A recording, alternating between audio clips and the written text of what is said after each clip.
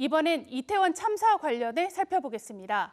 사고 영상이 SNS를 통해 퍼지면서 누구나 당시 상황을 쉽게 볼 수 있었습니다. 미취학 아동도 예외가 아닌데요. 또 사고 이후 유치원과 어린이집의 헬로윈 행사가 취소되면서 이 사건에 관심을 갖는 어린이도 많습니다. 이런 비극적인 상황을 우리 자녀와 어떻게 얘기해야 할까요? 관련 콘텐츠를 제작한 유지은 대표와 자세히 얘기 나눠보겠습니다. 대표님 어서 오세요. 네, 안녕하세요. 딱따구리 유지은입니다. 네, 지난 월요일에요. 미국 소아학회 자료를 인용해서 이번 참사와 관련해 자녀와 어떤 방법으로 대화를 나누면 좋다라는 그런 콘텐츠를 제작하셨습니다. 이런 걸 어떻게 제작하게 되셨을까요? 먼저 아이들한테 할로윈은 약간 저희 세대 뭐 크리스마스 이브나 그렇죠. 크리스마스처럼 굉장히 기대되는 행사이거든요. 그래서 굉장히 오래전부터 코스튬도 준비하고 기대하고 있었던 행사였을 텐데 하루아침에 취소가 되어버리는 바람에 굉장히 실망한 아이들이 많이 있었을 거예요. 그러나 아이들한테 어떠한 상황이 생겨났는지, 왜 취소됐는지 이런 것들을 충분히 알려주는 자료가 없기도 하고 이런 것들을 가정에서 충분히 알려주지 않을 것 같아서 도움이 되고자 이런 콘텐츠를 제작하게 되었습니다. 네, 특히나 어린이집이나 유치원에서는요, 헬로윈 행사가 예고가 돼 있었어요. 근데 이런 게 취소가 되면서 우리 아이들에게 이 사건에 대해 얘기를 해줄 수밖에 없는 상황이 됐습니다. 어떤 방식으로 얘기를 해주는 게 좋을까요? 네, 먼저 이 사건에 대해서 숨기지 않고 사실대로 객관적이고 또 담백한 어조로 상황 설명을 해주는 것이 필요해요. 사실 많은 양육자분들께서 아이들은 이러한 어떤 참사를 알 필요가 없다라고 혹은 이런 것들을 아는 것이 더 정서에 좋지 않다라고 생각하시기도 하는데요. 아이들은 어떠한 상황에서도 이런 사건 관련 어떤 정보들을 알 수밖에 없거든요. 그렇기 때문에 이 사건이 왜 어떻게 발생했는지 객관적으로 설명을 하되 아이가 안심할 수 있도록 지금은 다친 사람들이 모두 다 회복하거나 안전한 곳에 있고 그리고 이 사건을 수습하기 위해서 사회의 많은 사람들이 열심히 일을 하고 있다라는 것을 안내해 주는 것이 필요합니다.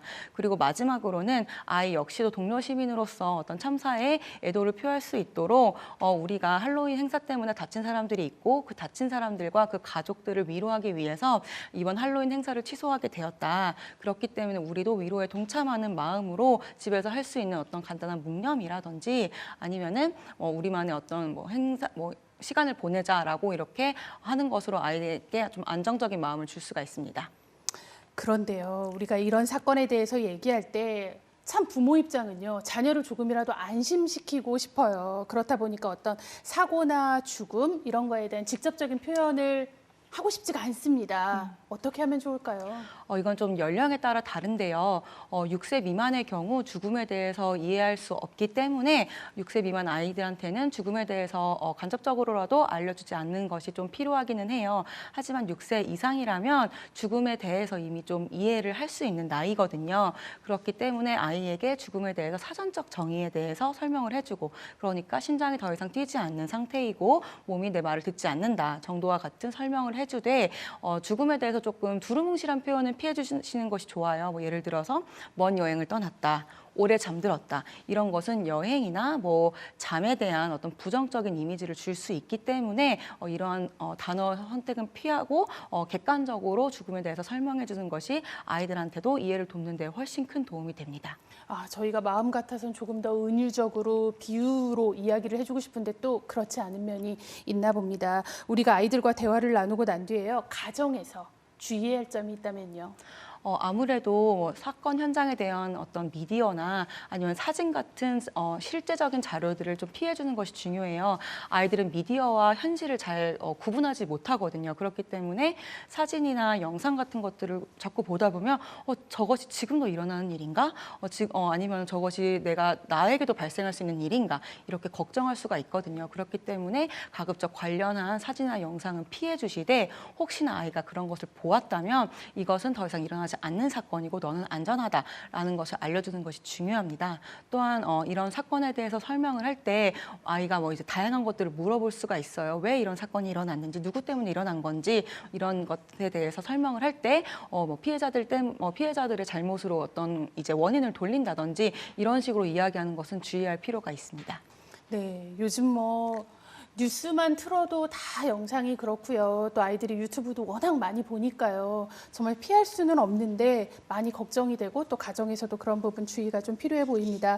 또 우리 부모님들이 참 정서적인 영향에 걱정이 많습니다. 이런 걸 통해서 우리 아이가 불안해하진 않을지, 혹시 좋지 않은 영향을 받고 있진 않은지 이런 걱정이 되는데 우리 아이의 어떤 부분을 좀 관찰하면 좋고 또 어떻게 대처하면 좋을지요. 사실 좀 예민하고 공감 능력이 뛰어난 아이라면 사건에 대해서 전해 듣는 것만으로도 불안한 감정이 들 수가 있어요. 이럴 때에는 아이가 뭐 수면에 어떤 문제가 있는지, 뭐 예를 들어서 쉽게 잠을 잘 들지 못하거나 악몽을 꾸거나 이런 것들이 보여질 수가 있고요. 좀 유아퇴행적인 행동들이 나타날 수가 있습니다.